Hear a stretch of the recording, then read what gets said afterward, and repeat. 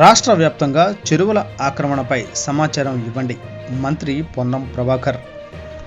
గురైన సమాచారం ఆ స్థానిక ప్రజలకు తెలిస్తే చాలు, దాన్ని ప్రభుత్వం దృష్టికి తీసుకురండి.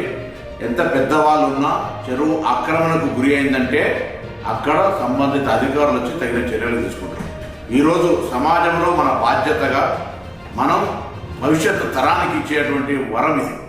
మీ ప్రాంతంలో మీకు ఎక్కడ ఆర్టీఐ ద్వారా తీసుకున్నా, పూర్వీకుల దగ్గర నుంచి వచ్చేటువంటి వారసత్వంలో చెరువులు ఎక్కడెక్కడ ఉండనో తెలుసుకొని అవి ఆక్రమణకు గురైతే ఎంత పెద్దవాళ్ళైనా సరే, ఏ పార్టీ వాళ్ళైనా సరే ఆ సమాచారాన్ని ప్రభుత్వానికి ఫిర్యాదు రూపంలో చేయండి.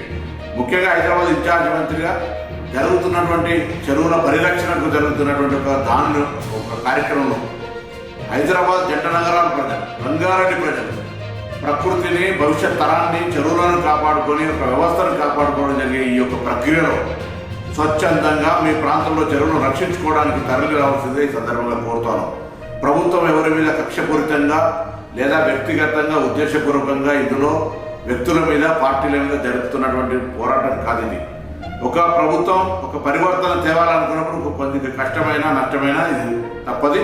కాబట్టి మరొకసారి చెరువుల పరిరక్షణకు తెలంగాణ ప్రజాపాలన ప్రభుత్వం తీసుకున్న నిర్ణయానికి ఎక్కడెక్కడైతే చెరువుల ఆక్రమణకు గురైనాయో వాటన్నిటి సమాచారాన్ని సంబంధిత అధికారుల దృష్టికి ఫిర్యాదు రూపంలో తీసుకురావాల్సిందిగా అందరికీ